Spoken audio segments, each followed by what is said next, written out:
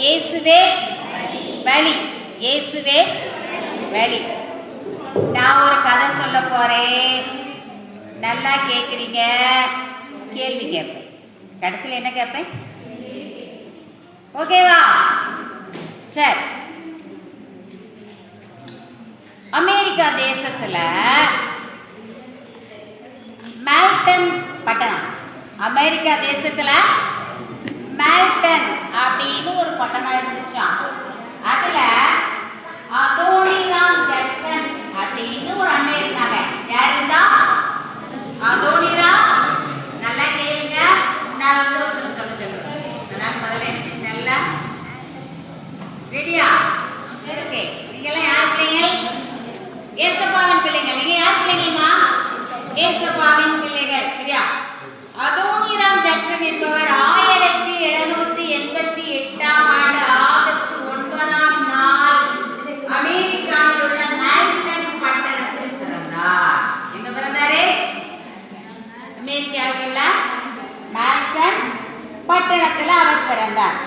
அவர் ஒரு நல்ல ஒரு கிறிஸ்தவ குடும்பத்தில் பிறந்த ஒரு மனிதன். அவர் யாருன்னா ஒரு ஐர்வாலோட பையன். யார் பையன்? அவங்க அப்பா என்ன செஞ்சாங்க? ஒரு ஐர்வால் மருத்துவ பணியை செய்யக்கூடிய ஒரு ஊழியக்காரனுடைய பையனாக அவர் இருந்தார். அவர் என்ன அப்படின்னா பிரவுன் அப்படின்ற ஒரு பல்கலைக்கழகத்தில் படித்து கொண்டிருந்தார். எங்க படிச்சாரா? எங்கம்மா படிச்சாரு? பிரவுன் அப்படின்ற ஒரு பல்கலைக்கழகத்தில் அவர் படித்து கொண்டிருந்தார். அந்த நேரத்தில் ஜாக்கப் எய்ம்ஸ் அப்படிங்கிறவரோட ஃப்ரெண்டு கிடைச்சிச்சு. அதாவது நீங்க ஃப்ரெண்டு படிக்கும்போது நல்ல ஃப்ரெண்டா பார்த்து என்ன செய்யணும்? பிடிக்கும். உன் நண்பனையும் சொல்லி நான் உன்னை பத்தி சொல்றேன் அப்படின்னு ஒரு பழமொழி கேட்டிருக்கீங்களா? அப்போ நீங்க நல்ல ஃப்ரெண்ட்ஸா பார்த்து என்ன செய்யணும்? கெட்ட நண்பரோட பழகணுமா பழகக்கூடாதா? சொல்லுங்கடா, எங்களை தான் கேட்கிறேன், சத்தமா சொல்லுங்களேன். கெட்ட நண்பரோட பழகணுமா பழகக்கூடாதா? கேட்கல கேட்கல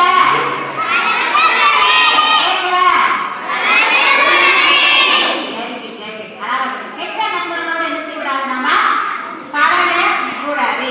இவருக்கு ஜாக்கப் அப்படின்ற ஒரு அண்ணனோட பழக்கம் ஏற்பட்டுச்சு. அவர் கொஞ்ச நாள் ஆக அவர் கிறிஸ்துவை விட்டு பின்தங்கிய ஒரு மனிதன்.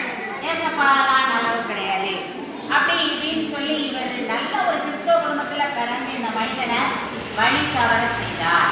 யாரு? ஜாக்கப். யாரு? அப்படி இவங்களுடைய ஃப்ரெண்ட்ஷிப் போயிட்டே இருந்தது. அப்படி போயிட்டே இருக்கும் பொழுது இன்னொரு ஈம்ஸ் அப்படின்னு ஒரு தத்துவ ஞானி இருந்தார். யார் இருந்தா? ஈம்ஸ். அவரும் என்ன பண்ணாங்க அப்படின்னா ஏசப்பாவை அவருக்கு பிடிக்கவே பிடிக்காது. ஏசப்பாவுக்கு என்ன செய்யலாம்? பிடிக்கவே பிடிக்காது.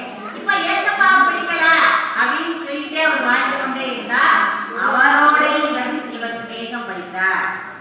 அவர் எந்த கடவுளுமே கிடைக்கிற நாட்டில் ஒரு கடவுளே கிடையாது. கடவுளே கிடையாது. கடவுளே கிடையாதுன்னு சொல்றவங்க பேர் என்ன தெரியுமா? நாஸ்திகன். கடவுளே கிடையாதுன்னு சொல்றவங்க பேர் என்னது? நாஸ்திகன். இவரும் அவருக்கு ஒரு நண்பராக இருந்தார். இப்படியாக அவருடைய வாழ்க்கை நடந்து கொண்டே போனது. வர வர ஜாக்சனோ ஏசப்பா மேல உள்ள நம்பிக்கை இழந்து போனார். நம்பிக்கை ஏசப்பா இவரை நம்பவே இல்லை. கிறிஸ்துவின் மேல உள்ள நம்பிக்கை இழந்து போனார். இதே சமயத்தில் அந்த ஜாக்சன் தன்னுடைய 20வது பிறந்த நாள், எத்தனாவது பிறந்த நாள் இருந்துச்சுமா? 20வது பிறந்த நாளில் ஆகஸ்ட் 9, 1808 அன்றுதான் நான் கிறிஸ்தவன் இல்லைன்னு சொல்லிட்டார். ஏசப்பாவை மறுதலித்தார். இவர் என்ன செஞ்சாருமா? அதாவது அறிந்து பாவம் செய்கிறவர்களுக்கு அநேக அடி அடிக்கப்படும். நீங்க ஏசப்பாவை தெரிஞ்சுக்கிட்டீங்க, ஏசப்பா இல்லைன்னு நினைச்சுட்டே இருந்தீங்க, சொல்ல முடியாது. நீங்க சொன்னீங்கன்னா அந்த தூணெல்லாம் ஒரு சாட்சி சொல்லும். இவன் இந்த ஆலயத்துல இந்த நாள்ல ஏசப்பா பத்தி சொன்னாங்க, ஏசப்பா இல்லையே நம்ம என்ன செய்ய முடியாது, சொல்ல முடியாது. அப்போ இந்த தூணெல்லாம் அவருக்கு எதிராக சாட்சி சொல்லலாம். ஆகவே நீங்கள் ஏசப்பா இல்லைன்னு மறுதலிக்கவே முடியாது. ஆனா அந்த ஜாக்சன் என்பவர் இயேசு இல்லை என்று மறுதலித்து என்ன சொன்னாங்கம்மா? தன்னுடைய 20வது பிறந்த நாளில் ஆகஸ்ட் 9, 1808ஆம் ஆண்டில் சொல்லிட்டார். அப்புறமா இயேசுவை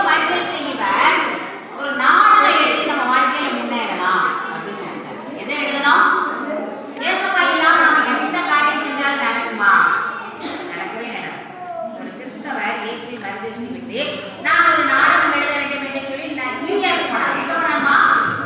நியூயார்க் போனாரு. அங்க நிறைய நாடகம் எழுதினாரு. ஆனால் ஒரு நாடகத்துல கூட வெற்றி பெறவில்லை. ஒரு நாடகத்துல கூட என்ன செய்யலாமே அவரே வெற்றி பெறவில்லை.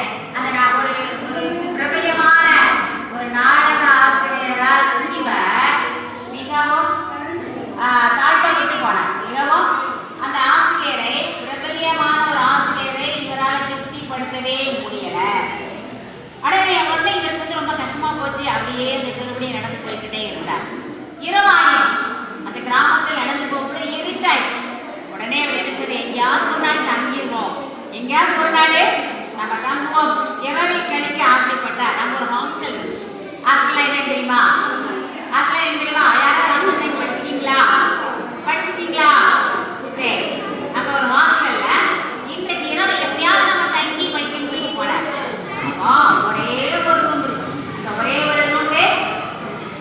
அப்போ அந்த ஹாஸ்டல் தலைவர் அந்த உரிமையாளர் சொன்னாரேப்பா, ஒரே ஒரு ரூம் இருக்கு, அந்த ரூமுக்கு பக்கத்துல இன்னொரு ரூம் இருக்கு, அதுல ஒரு நோயாளி கிடக்காரு. அதுல யார் கிடக்கா?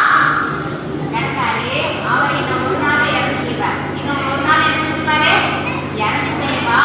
அவர் சத்தம் போட்டு மரண ஓலத்தில் இருக்கிறார். அவர் எப்படி இருக்காரு? மரண ஓலத்தில் துப்பான போட்டுட்டே இருக்கார். ஓகேவா அப்படின்னு கேட்டார். இவர் வர வழி இல்லாம சரி என்று சொல்லிட்டார். சரி என்று சொல்லிட்டு அந்த ரூம்ல இவர் படுத்தார். அந்த ரூம்ல